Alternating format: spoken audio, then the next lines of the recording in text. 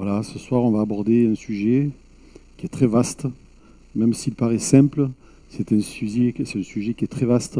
Jésus lave les pieds de ses disciples. Et c'est un texte, moi, qui m'a toujours, interloqué un peu. J'ai souvent lu ce texte et je me disais, mais Seigneur, comment toi, le roi des rois, tu as pu t'humilier à ce point, de laver les pieds des disciples. Et c'est vrai qu'on pourrait croire que c'est quelque chose de simple, mais il y a, dans l'acte de Jésus, il y a quelque chose de très important. Et je vais le partager avec vous. Alors bien sûr, je ne serai pas aussi vaste dans ce message que peut l'être notre frère, hein, parce que je vais vraiment effleurer les sujets, mais suffisamment de choses seront dites pour comprendre pourquoi Jésus a fait ça. Et voilà, donc on va de suite lire le texte. Alors ça va être un texte un peu long, hein, mais je crois qu'il faut lire la totalité de ce texte pour pouvoir après continuer. Donc on est dans Jean au chapitre 13, le verset 1 à 19. Avant la fête de Pâques, Jésus, sachant que son heure était venue de passer de ce monde au Père, et ayant aimé les siens qui étaient dans le monde, mit le comble à son amour pour eux. Pendant le souper, alors que le diable avait déjà mis dans le cœur de Judas Iscariote, fils de Simon, le dessein de le livrer, Jésus, qui savait que le Père avait remis toutes choses entre ses mains, qu'il était venu de Dieu et qu'il s'en allait à Dieu, se leva de table, ôta ses vêtements et prit un linge dont il se ceignit ensuite, et il versa de l'eau dans un bassin, et il se mit à laver les pieds des disciples et à les essuyer avec le linge dont il s'était ceint. Il vint donc à Simon-Pierre. Ah, je l'aime bien, Pierre, moi. Je l'aime bien.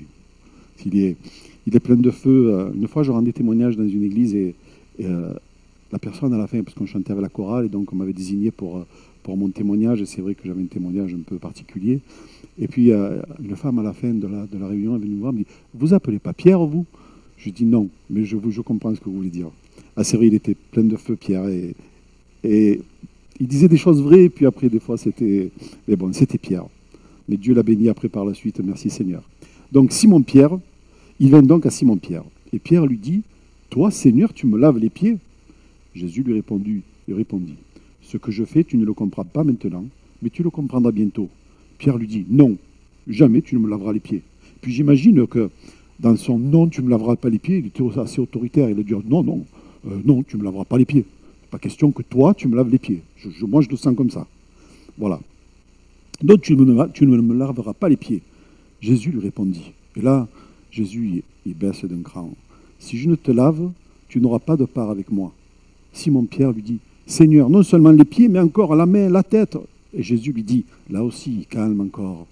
Jésus, le calme, lui dit « Celui qui est baigné n'a besoin de se laver que les pieds pour être entièrement pur. Et vous êtes purs. Mais non, pas tous. Car il connaissait celui qui allait le livrer. C'est pourquoi il dit « Vous n'êtes pas tous purs. » Après qu'il leur eut lavé les pieds et qu'il eut pris ses vêtements, il se remit à table et leur dit « Comprenez-vous ce que je vous ai fait? Vous m'appelez maître et seigneur, et vous dites bien, car je le suis. Si donc je vous ai lavé les pieds, moi le Seigneur et le Maître, vous devez aussi vous laver les pieds les uns aux autres. Car je vous ai donné un exemple, afin que vous fassiez comme je vous ai fait. En vérité, je vous le dis, le serviteur n'est pas plus grand que son Seigneur, ni l'apôtre plus grand que celui qui l'a envoyé. Si vous savez ces choses, vous êtes heureux, pourvu que vous les pratiquiez. » Lorsque nous lisons ces textes, c'est vrai que nous sommes vraiment époustouflés par la grandeur de l'amour de Jésus. C'est vraiment manifester quelque chose de grand quand on est un Seigneur, de s'abaisser. On ne pourrait pas imaginer quelqu'un de célèbre, un homme politique ou un roi même, venir dans une salle et dans son discours politique dire « Bien, tiens, je vais me rabaisser auprès de cet homme, pas forcément en lui lavant les pieds, mais je vais me rabaisser auprès de cet homme parce que il est bien. » Non, ça, on ne le verra pas. On le verra pas. Il n'y avait que Jésus pour faire cela. Et pourquoi il l'a fait, nous allons y venir. Comment dire? Dans ce temps-là, ce rôle-là, de laver les pieds, était destiné aux esclaves. Ce n'était pas... et bien sûr, le plus petit esclave de la maison. Vous savez que dans les esclaves, il y a des rangs, hein, c'est pareil. Et puis, ben, le plus bas de tous, alors je ne sais pas comment on le sélectionnait, le plus bas de tous. Est-ce que c'était le plus petit, le plus jeune, le plus vieux, on ne sait pas. Mais c'était le plus petit, et c'était lui, c'était cet esclave-là, il était fait pour ça. Et Jésus s'est rabaissé. Lui, en tant que roi des rois, il s'est rabaissé, même s'il n'a jamais revendiqué qu'il était roi des rois. D'ailleurs, quand on a voulu le couronner roi, il s'est vite défilé, il est parti, parce qu'il ne fallait pas, c'était pas encore le moment, et on voulait le proclamer roi. Et donc, il n'a jamais revendiqué d'être appelé roi. D'ailleurs, on le voit sur terre, lorsqu'il était là, Jésus n'a jamais eu cette... les hommes ont voulu le faire roi, comme je disais, mais lui, il ne s'est jamais présenté comme un roi. Alors, comment comprendre cet amour? Là, il nous dépasse. Donc, il faut donc revenir à ce qui se faisait à l'époque. Et on va voir un passage de la Bible, quelque chose qui s'est... Alors, je ne vais pas vous le lire, je vais le résumer. Quelque chose qui se faisait couramment à l'époque. Voilà. À l'époque, quand on invitait quelqu'un, ou quand quelqu'un arrivait dans la maison, ben on lui lavait les pieds. Et là, il s'est passé une chose, c'est que Simon le lépreux, donc qui n'était certainement plus lépreux, mais il avait gardé ce surnom, ben en fait, il a invité Jésus chez lui. Et il lui a... Bien sûr, c'était un grand repas. Hein, quand on invite quelqu'un, on est heureux de faire des grands repas. Vous êtes comme moi, c'est ça, hein? On essaye de faire le maximum pour satisfaire les papilles de ceux qui nous invitent. Et en fait, pendant ce repas, il est arrivé qu'une femme vienne laver les pieds, enfin, vienne auprès de Jésus. Et de ces larmes qui ont coulé sur les pieds de Jésus, elle a pleuré et elle a lavé les pieds de Jésus. Et si vous voulez, personne n'a rien dit, mais il y en a qu'un qui a redit quelque chose, qui a trouvé à redire quelque chose, c'est Simon. En fait, il n'a même pas dit, il l'a pensé. C'est pour ça. Alors, ce que je vous raconte là, c'est dans le chapitre 7 de Luc. Hein. Voilà, au verset 36, si vous prenez des notes. Et ce Simon, lui, il a trouvé à redire. Et moi, je me suis toujours posé la question, comment cette femme a pu rentrer dans une fête aussi grande, où ils étaient apparemment entre hommes. Vous savez qu'à l'époque, les hommes mangeaient d'un côté, les femmes de l'autre, et les hommes mangeaient allongés. On va vous mettre une image, vous allez voir comment les hommes mangeaient à l'époque. Voilà, Karine, si tu veux bien. Voilà, vous voyez, c'est... Bon, la photo un peu de travers, parce que je l'ai mal... voilà, je l'ai mal... voilà, vous voyez, c'était... on était... Il y en a une deuxième, vous allez avoir de moins bonne qualité, mais elle est parlante aussi. Voilà. Vous voyez, alors, quand on mangeait allongé, il y avait une table, et on mangeait que sur 3 côtés. Pourquoi? Parce que le côté où il n'y avait personne, c'était le côté où les serviteurs venaient et remplissaient les tables pour ceux qui mangeaient. Et vous voyez, c'était une face... On était allongé, c'était pas mal quand même, hein. Même si je me suis posé la question si même à l'époque de Jésus on mangeait comme ça, alors j'ai fait quelques petites recherches, et oui, à cette époque-là, les chaises n'existaient pas, elles sont arrivées beaucoup plus tard, donc on mangeait allongé. Alors comment cette femme, elle a pu rentrer, alors que ces messieurs étaient à table, comment elle a pu rentrer sans qu'on l'interdise, disent mais où tu vas? Mais seulement elle est rentrée, et quand on voit la position des gens comme ils mangeaient, ben, ça a été facile pour elle, dès qu'elle est rentrée, elle est allée au pied de Jésus, et ça a été facile pour elle. Et donc, ce Simon, quand il a vu ça, lui, il a trouvé une seule chose à dire. Ah, mais si Jésus, il était vraiment un prophète, il saurait que cette femme, c'est une femme qui vit dans la débauche. Hein, c'est au Luc chapitre 7, verset 39. Si cet homme était vraiment un prophète, il saurait quelle est cette femme qui le touche, que c'est quelqu'un qui mène une vie de débauche. Et là, c'est Jésus qui intervient. Parce que cet homme, il a pensé ça, croyant qu'il allait le penser et personne n'allait le savoir. Mais là, il est mal tombé. Il est tombé sur le Seigneur qui lit dans les cœurs et qui lit dans les pensées. Et alors, voilà ce que Jésus lui a dit. On va lire dans Luc chapitre 7, versets 44 à 46. Il lui dit, « Tu vois cette femme? Eh bien, quand je suis rentré dans ta maison, tu ne m'as pas apporté d'eau pour me laver les pieds. Mais elle les a arrosés de ses larmes et les a essuyés avec ses cheveux. Tu ne m'as pas accueilli en m'embrassant. Mais elle, depuis que je suis entré, elle n'a cessé de couvrir mes pieds de baisers. Tu n'as pas versé de l'huile parfumée sur ma tête, mais elle a versé du parfum sur mes pieds. Et on voit que ce qui se faisait à l'époque, c'était vraiment pour honorer une personne quand on la recevait. Cet homme, il ne l'a pas fait. Il a reçu Jésus comme quelqu'un de quelconque. Et Jésus ne le condamne pas. Il ne condamne pas Simon. Il lui fait juste remarquer, mais pourquoi cette femme a fait ça? Toi, tu vois les choses comme elles sont, mais moi je vais t'expliquer maintenant pourquoi cette femme a fait ça. Et donc, au verset 47, c'est pourquoi je te le dis, ses nombreux péchés lui ont été pardonnés, c'est pour cela qu'elle a témoigné tant d'amour. Mais celui qui a reçu peu de choses, a peu de choses à se faire pardonner, il ne manifeste que peu d'amour. Puis il dit à la femme, tes péchés sont pardonnés. Mais oui, parce que quand Simon a eu cette pensée de dire, s'il connaissait cette femme, il ne parlerait jamais comme ça d'elle, Jésus lui a posé une question, enfin, il lui a proposé une histoire. Il dit, voilà, il y avait deux hommes qui devaient de l'argent à quelqu'un. Et un devait 500 deniers, l'autre devait 50 deniers.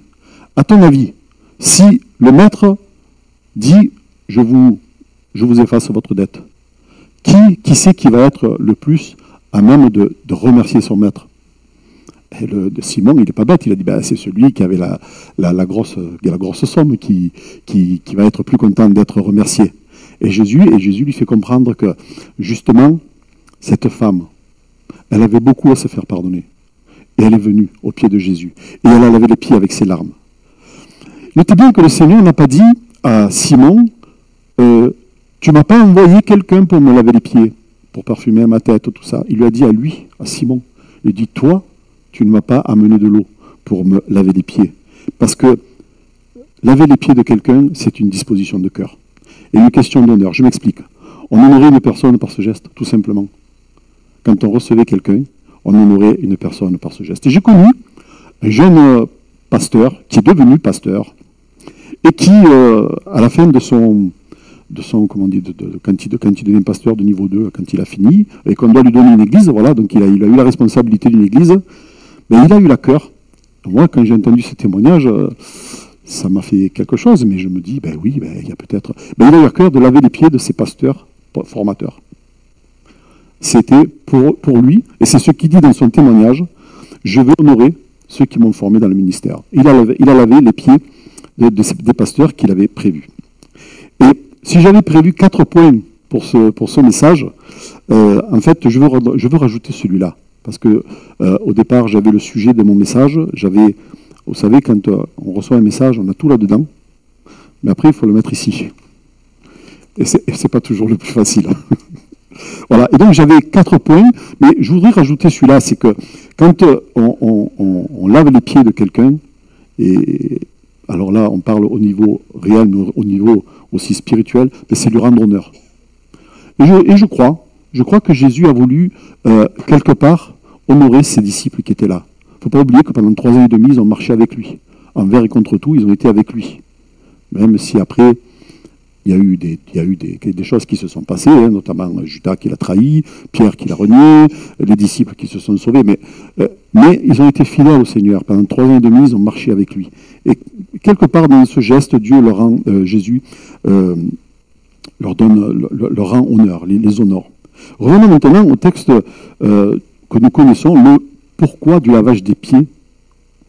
Et si on revient au texte initial aussi, je ne sais pas si vous avez remarqué, dans cette version que j'ai lue, ça c'est pas marqué, mais dans la version Semeur, je crois, il est précisé que Jésus a mis un linge de lin. Et je me suis dit, si c'est précisé, pourquoi préciser que c'est un linge en lin? Pourquoi? C'est tout simple. Le lin représente la sainteté et la pureté morale de celui qui le porte, et Jésus va s'en servir pour essuyer les pieds de ses disciples après les avoir lavés. Il ne se servira pas d'un linge quelconque. Il va prendre un linge bien particulier, du lin.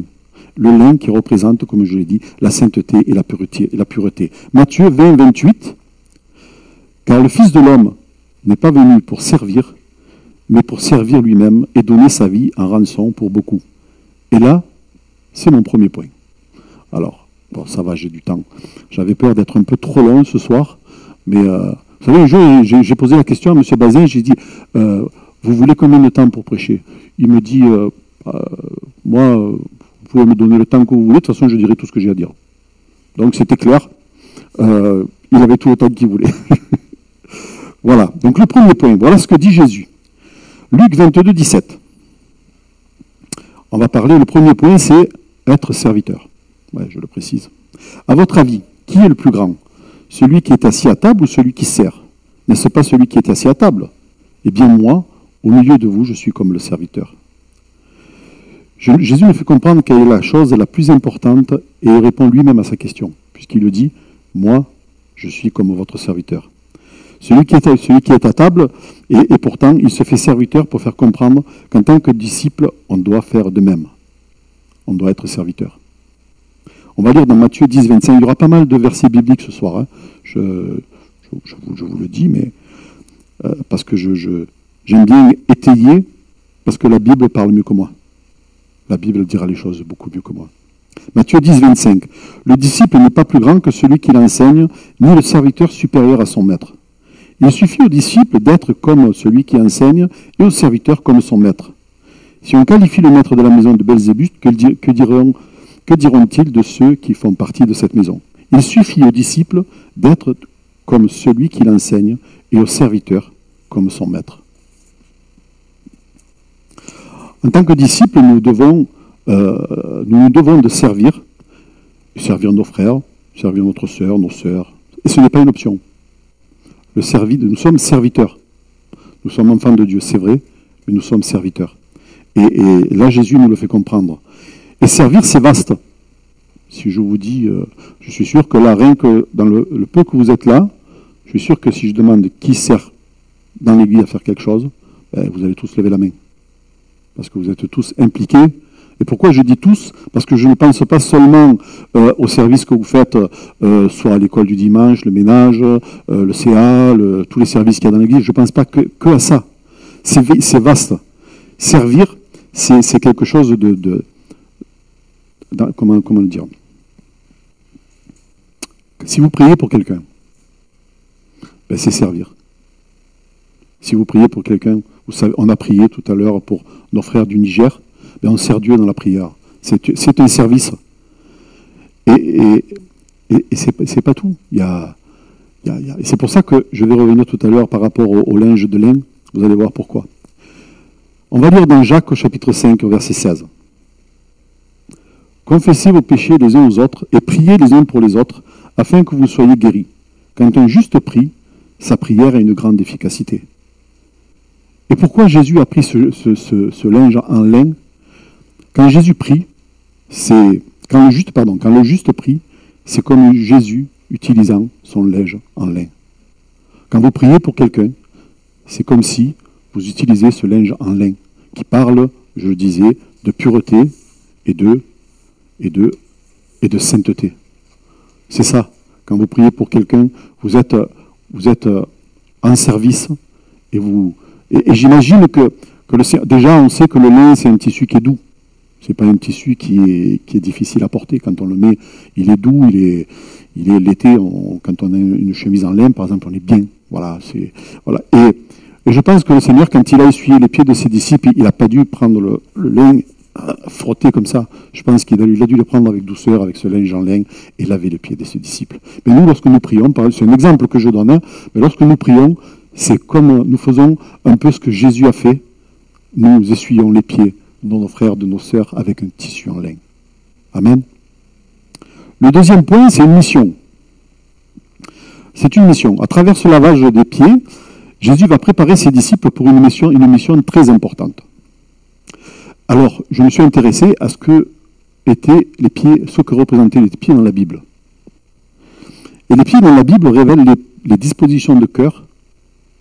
Les dispositions de cœur. Et ça, nous le voyons parce qu'il y a un proverbe qui le dit. Alors, laissez-moi continuer après, parce que là, je vais dire quelque chose qui est un peu... Mon fils, ne te mets pas en route avec ces gens-là. Évite d'emprunter les mêmes chemins qu'eux, car leurs pieds se précipitent vers le mal. Ils ont hâte de répandre le sang. Et là, on voit que la disposition de cœur, des pieds, qui est une disposition de cœur, c'est d'aller vers le mal. Et c'est vrai que quand on ne connaît pas le Seigneur, ben on a tendance toujours, et on le voit dans ce monde aujourd'hui, aujourd'hui, tout ce qui est bien, on l'appelle mal, et tout ce qui est mal, on l'appelle bien. Donc c'est facile d'aller vers le mal, hein, puisqu'on dit qu'il est bien.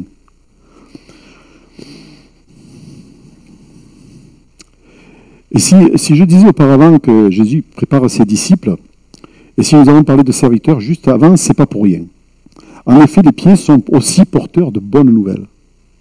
Et oui, si les pieds peuvent nous amener vers le mal, mais aussi les pieds peuvent nous amener vers le bien. Ils sont porteurs de bonnes nouvelles. Et voyez ce que dit Ésaïe au chapitre 52, verset 7. Je l'aime bien ce verset, je ne sais pas pourquoi. Qu'ils sont beaux sur les montagnes les pieds de celui qui apporte de bonnes nouvelles, qui publie la paix, de celui qui apporte de bonnes nouvelles, qui publie le salut, de celui qui dit à Sion, ton Dieu règne. Vous voyez? Et c'est là qu'on comprend que Jésus est venu laver les pieds de ses disciples, c'est pas pour rien. Ce n'est pas un hasard. Sans compter que peu de temps après, il va partir à Gethsémani, et puis il va être livré. Mais juste avant, il a voulu quand même accomplir je dirais pas cette tâche, mais cet acte pour démontrer qu'il y avait quelque chose de grand dans le lavage des pieds. Voilà pourquoi il est question de mission dans cet acte. Tout n'est pas fait à la légère. Tout n'est pas fait à la légère. Car Dieu n'appelle pas ceux qui sont équipés, mais Dieu équipe ceux qu'il a appelés. Je le répète, car Dieu n'appelle pas des gens qui sont déjà équipés, mais Dieu équipe les gens qu'il appelle. C'est différent. Quand on arrive, on peut croire que Dieu pourrait prendre quelqu'un de très éloquent, même s'il a eu fait, mais quelqu'un de très éloquent, il pourrait prendre quelqu'un qui sait bien parler, qui a de la prestance, Ben non, pas forcément. Si je vous raconte mon témoignage, vous savez, moi quand je me suis converti, je ne vais pas être long parce que ce n'est pas le plus important dans le message, mais moi quand je me suis converti, on m'a dit de venir à la chorale. Et donc je suis venu à la chorale. Bon, c'était une chorale, elle était immense, elle était, je crois, une quarantaine, enfin immense, une quarantaine, c'est déjà pas mal. Et moi je me mettais derrière, et pendant que je chantais, vous savez ma position qui a été, tellement j'étais timide, j'étais comme ça. Je regardais le directeur et je chantais, mais je faisais du playback. Tellement que j'étais coincé, tellement que j'étais... Et aujourd'hui, quand je vois... alors je vous rassure, je ne vais pas dire que je suis à l'aise là. Non, attendez, comprenez bien les choses. Si je devais vous parler de certains sujets autres que le Seigneur, oui, je serais à l'aise. Là, je peux vous dire que là-dedans, ça... Pourquoi? Parce que je parle du Seigneur, parce que je parle de Dieu. Et ça, on peut pas le prendre à la légère. Parler du Seigneur, c'est pour ça que je vous dis, le Seigneur peut changer les gens. Il peut équiper les gens. Il peut se servir de... Ben, on l'a vu, David, un simple berger. David, simple berger, il est devenu roi. Ben ouais. Pourtant, David, quand on lit son histoire, quand il dit à Saül, il dit « Mais moi, je vais lui arracher la brebis qu'il a dans sa gueule s'il vient me prendre la brebis, ou je cours derrière l'ours, je cours derrière le lion, et je leur arrache la brebis. » Mais il n'est pas dit que David, il va avec une épée pour prendre tout ça. Il y a même nu. Mais après, David est devenu ce grand roi, et il est devenu ce grand combattant d'abord, avant de devenir ce grand roi. Vous voyez, Dieu prépare. Alors, quelle est la bonne nouvelle? Ah d'accord, c'était ça qui me... J'avais l'impression d'avoir un truc noir qui bougeait là. Effectivement, il y a un truc noir qui bouge là. Alors, quelle est la bonne nouvelle que les disciples vont proclamer? Eh bien, on le voit par la suite. L'évangile. Les disciples vont proclamer l'évangile. Ben, l'évangile, ça signifie justement bonne nouvelle. Ça tombe bien quand même. Hein? Qu'ils sont beaux les pieds de ceux qui apportent les bonnes nouvelles. Ben justement, qu'ils sont beaux les pieds de ceux qui apportent la paix, de ceux qui apportent le salut, de ceux qui apportent la grandeur de Dieu. Oui, pourquoi je vous dis ça? Parce que dans Ésaïe, quand il dit « De celui qui dit à Sion, ton Dieu règne. » Ton Dieu règne. Moi, je dis, quand il a dit ça, il a tout dit. Ton Dieu règne. Aujourd'hui, on peut oser croire que Dieu, de là où il est, nous regarde, il nous a oubliés, ou alors il gère les choses... Non, non, non. Donc, Dieu est au contrôle, Dieu règne. Amen. Et c'est ce à quoi les disciples étaient appelés. Éphésiens 6,15 nous dit, voilà, « Mettez pour chaussure à vos pieds le zèle que donne l'évangile de paix. » Et j'en ai noté un autre de verset dans Romains 10,15 aussi. Et comment il y aura-t-il des prédicateurs s'ils ne sont pas envoyés? selon qu'il est écrit qu'ils sont beaux les pieds de ceux qui annoncent la paix, de ceux qui annoncent de bonnes nouvelles. Il avait repris, Paul, il avait repris cette parole que Ésaïe avait dit, je crois 700 ans auparavant, si je ne me trompe, voilà, qui sont beaux les pieds de ceux qui abonnent. Et Dieu, Jésus, bien là, il prépare ses disciples. C'est une préparation. Il lave les pieds, c'est une préparation. Voilà. Et c'est vrai qu'en ce temps-là, le moyen le plus simple de se déplacer, je dirais même le plus économique, c'était à pied. C'était les riches qui avaient une charrette, qui avaient un âne. On ne va pas dire les riches, mais ceux qui étaient un peu plus aisés. Mais sinon, le déplacement à l'époque, c'était à pied. Et ce qui m'amène à mon troisième point. Le troisième point, c'est la purification. Ben oui. Là, il est question de purification. Et on voit Jésus laver les pieds de ses disciples. Et je trouvais, je ne sais pas si vous avez remarqué, mais il n'y a personne qui dit rien. Vous avez remarqué? Parce que finalement, on se rend compte que Jésus a fini par Pierre, puisque c'est Pierre qui parle à la fin. Mais tous les autres se sont laissés laver les pieds, comme si de rien n'était. Je me suis dit, mais pourquoi se sont-ils laissés laver les pieds? Alors peut-être attendent-ils la fin pour que Jésus leur explique. Peut-être c'était pour ça. Là, c'est des suppositions, je ne sais pas, parce qu'il n'est rien écrit. Mais on peut supposer, peut-être par peur de parler. Si je dis quelque chose, je risque de je ne sais pas. Peut-être sont-ils gênés et n'osent pas. Peut-être ils n'osent pas dire à Jésus, non, ne me lave pas les pieds quand même. Après les pieds, c'est sale. On est à table, on sort de table, tu me laves les pieds, c'est quand même particulier. Peut-être ils n'osaient pas. Peut-être même, j'ai pensé, peut-être qu'ils aimaient ça. Peut-être qu'ils aimaient voir le Seigneur leur laver les pieds. Aussi, pourquoi pas? On ne sait pas. Mais en attendant, il y en a un qui va parler. C'est Pierre. Pour lui, il est inconcevable que Jésus lui lave les pieds. Et je l'imagine, comme je disais tout à l'heure, lui, l'impulsif a refusé. Il s'est braqué contre ça en disant non, c'est pas possible, Seigneur, tu ne peux pas me laver les pieds. Mais Jésus va le recadrer et lui expliquer. Je voudrais aussi vous rappeler que dans les apôtres qui étaient là, Judas était là aussi. Mais oui, pardon. Parce que là, si ma femme me regarde, elle a dû le noter. Elle aime pas quand j'ai dit ouais. Voilà. Alors Judas était là. Et oui, il était là. Et lui aussi a eu les pieds lavés par Jésus. Et oui, pardon. Ça va être dur. Hein. Ça va être dur. Seigneur, aide-moi. Et oui, cela n'a pas empêché de trahir Jésus. Hein. Ça n'a pas empêché. Et quant à Jésus, cela n'empêche pas d'aimer Judas jusqu'au bout. Même s'il savait qu'il allait être trahi. D'ailleurs, à Gethsémani, quand Judas est venu le vendre, parce que c'est ce qui s'est passé, hein, il est venu vendre Jésus, 30 pièces d'argent. Alors à l'époque, ça paraissait beaucoup, mais en fait, c'était pas grand-chose. Surtout que c'est de l'argent, c'était même pas de l'or. Mais voilà comment on a chiffré le Seigneur Jésus. On a estimé ce prix à 30 pièces d'argent. Et quand ils sont venus l'arrêter, alors je l'ai pas mis celui-là, mais je vais vous le lire. Voilà ce que dit Jésus quand Judas arrive en face de lui. Et ça aussi, ce Seigneur Jésus, il est épatant. Voilà ce qu'il lui dit. Mon ami, ce que tu es venu faire, fais-le. Alors les gens s'avancèrent, mirent la main sur Jésus et le saisirent. Mon ami. Jusqu'à la dernière minute, Jésus a aimé Judas. Je me suis même posé la question lorsque je préparais ce message.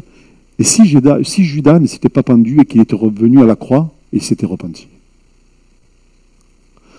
Ce que Jésus devait faire, qui était écrit depuis des siècles, se serait fait quand même. Mais bon, on ne sait pas. Donc je ne vais pas parler de ça.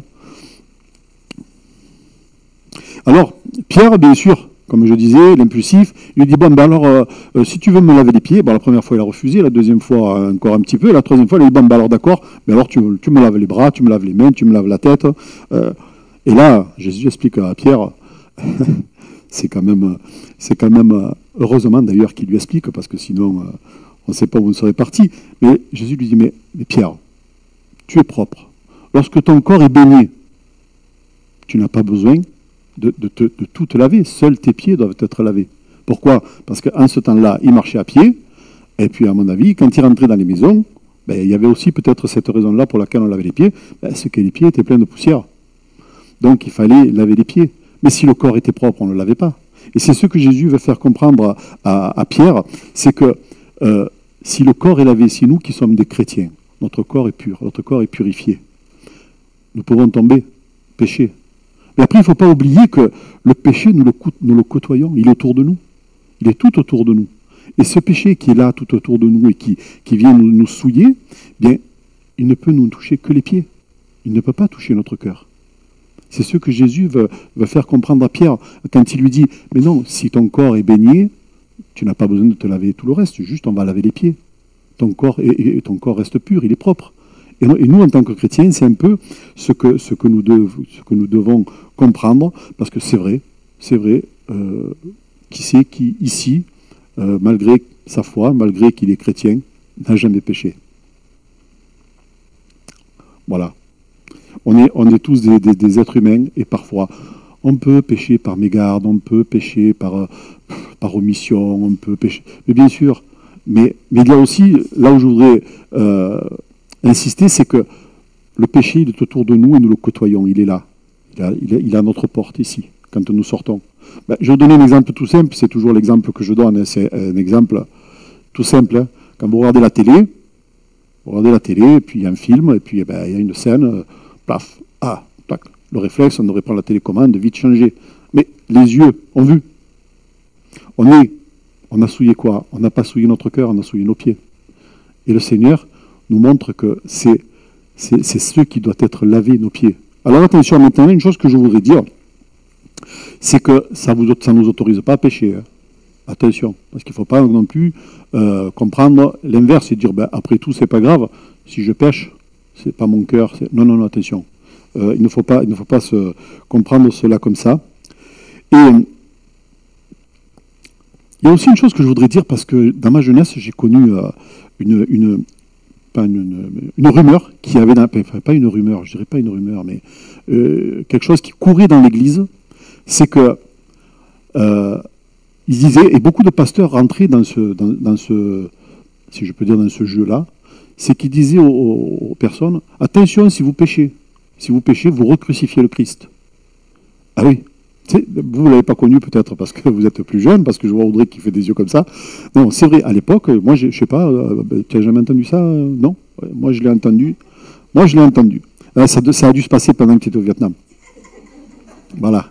Non, moi, je vous le dis parce que je l'ai entendu. Et moi, quand j'ai entendu ça, je me suis dit, attends, alors si je pêche par omission, par mégarde, parce que je recrucifie le Christ. Donc ça veut dire qu'il faut que je revienne. Le Seigneur va remourir encore une fois à la croix. Non, il y a quelque chose qui n'est pas bon. Attention, c'est faux. C'est faux. Romains chapitre 6, verset 10. Car il est mort, et il est question de Jésus. Car il est mort, et c'est pour le péché qu'il est mort une fois pour toutes. Il est revenu à la vie, et c'est pour Dieu qu'il vit. Ainsi, vous-même, regardez-vous comme mort au péché et comme vivant pour Dieu en Jésus-Christ. Vous voyez, Jésus est mort pour toute l'humanité une seule fois. Il ne va pas remonter sur la croix, être crucifié chaque fois que quelqu'un pêche. Parce qu'en fait, quand on regarde le monde actuel, il n'aurait pas le temps de ressusciter, hein, parce qu'il serait toujours sur la croix en permanence, vu que toute l'humanité pêche. C'est la logique. Non, Christ a été crucifié une fois pour toute l'humanité, et c'est écrit dans la parole de Dieu. C'est pour ça que je me permets de vous le dire. Et Jésus lui dit après à Pierre, mais est-ce que tu as compris? Est-ce que tu as compris? Et ce qui m'étonne, c'est que Pierre ne répond pas. Lui, l'impulsif, lui, qui a la parole facile pour parler à Jésus, il ne répond pas. Il ne dit rien. Ben, peut-être parce qu'il n'y a rien à dire. Jésus lui avait clairement expliqué la situation. Enfin, on vient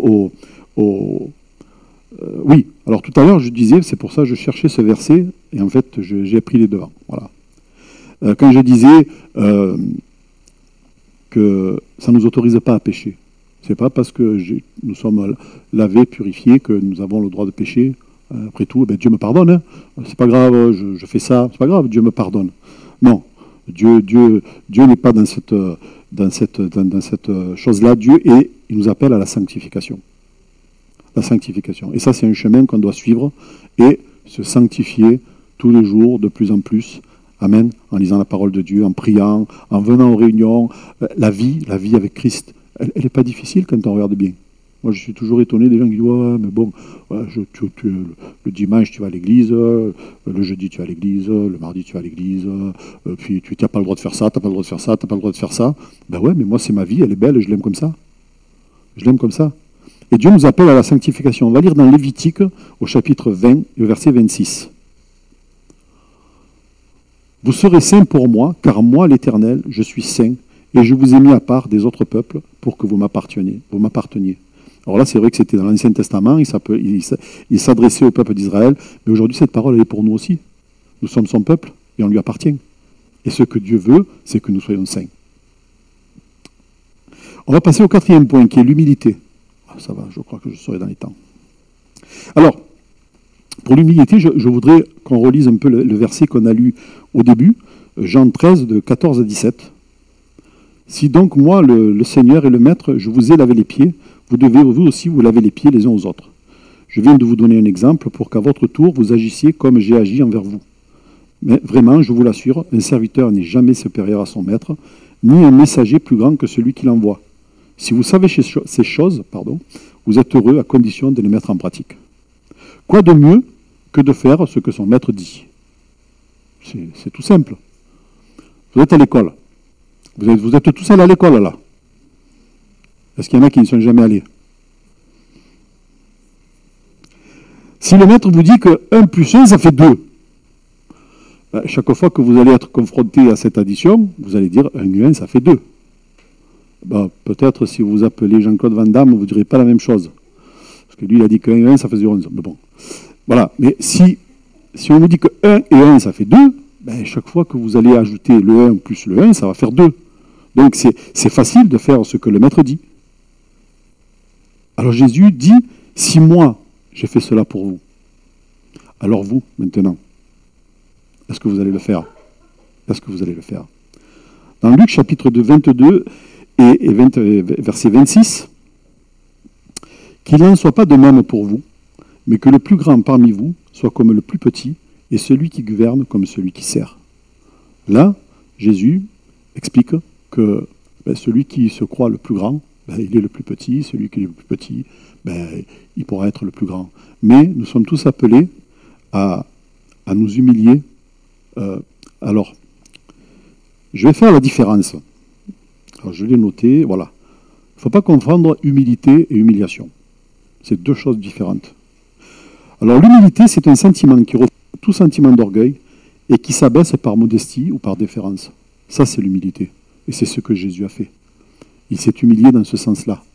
C'est-à-dire qu'il s'est abaissé devant ses apôtres pour leur montrer le chemin, comment il fallait vivre. Par contre, l'humiliation, c'est de rabaisser d'une manière insultante, avec une attitude servile, faiblesse et lâcheté. Et là, on voit la différence. Parce que Jésus n'était pas faible. Ce n'est pas parce qu'il a lavé les pieds de ses disciples que Jésus était faible. Jésus a lavé les pieds de ses disciples pour toutes les raisons que vous avez vues, et certainement pour d'autres raisons aussi. Mais c'est vrai qu'il y a aussi cette question de l'humilité. Et que nous devons, nous, entre frères et sœurs, nous comprenez bien, nous humilier dans le bon sens que j'ai dit, c'est-à-dire avec modestie, avec déférence. On doit, c'est ce que Jésus nous appelle. Aimez-vous les uns les autres comme je vous ai aimé. Ça aussi, c'est une parole j'aurais pu le prendre, ce verset, le mettre. Aimez-vous les uns les autres comme je vous ai aimé. Car à ceci, tous verront que vous êtes mes disciples. Tous verront que vous faites ce que moi je vous ai dit. Donc le maître, si vous vous aimez les uns les autres. Donc comme je disais, Jésus ne s'est pas humilié, mais il a fait acte d'humilité devant ses apôtres. Et puis après, oui, Jésus a... Ah, vous avez vu, j'ai pas dit ouais. Hein. J'ai dit oui. Et oui, Jésus a fait ça. Et on sait après ce qui s'est passé. Ça, nous le verrons certainement demain soir. Hein, la suite. Parce que Jésus va être arrêté, Jésus va Mais avant, il a tenu quand même à mettre, parce que rien n'est fait au hasard avec le Seigneur. Rien. Tout ce qui est préparé par le Seigneur, c'est calculé. Et certainement, voilà, je vous ai dit quelques raisons pour lesquelles Jésus a lavé les pieds de ses disciples, et certainement qu'il y en a d'autres. Et je terminerai donc, tout simplement, en vous citant ce verset qu'on a déjà lu. C'est le tout début. Avant la fête de Pâques,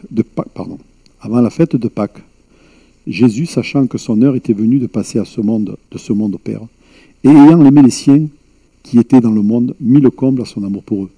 Et la phrase que je retiens, c'est « Et ayant aimé les siens qui étaient dans le monde, mit le comble à son amour pour eux. » Mettre le comble à quelque chose, c'est vraiment mettre c'est la chose que personne ne peut imaginer que ça va se faire. Et Jésus, lui, l'a fait. Lui, le roi des rois, il a fait. Pourquoi? Parce qu'aussi, il a aimé ses disciples et il nous aime. Et il nous aime et il veut que nous soyons, nous, ses disciples, comme lui et le maître. Et le suivre. Comme je disais tout à l'heure, c'est simple de faire ce que le maître dit. On l'a lu tout à l'heure aussi, vous êtes heureux pour vous que vous les pratiquiez. Dieu nous dit de mettre en pratique ce que lui a fait sur la terre. Amen.